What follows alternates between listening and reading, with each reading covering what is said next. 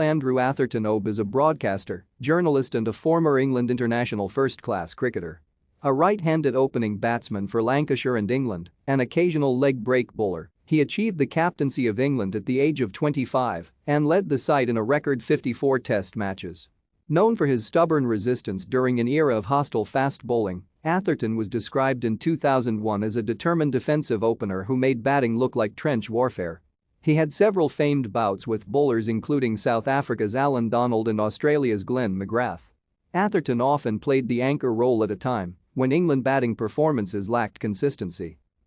His playing career included controversy, including ball tampering and several brushes with the media with whom, by Atherton's own admission, he did not have a good understanding when he was a player. Often hampered by a chronic back complaint which was to contribute to the end of his career, Atherton was considered a leading England batsman during the 1990s. Thank you for watching. Like and subscribe if you would like to view more of our videos. Have a nice day.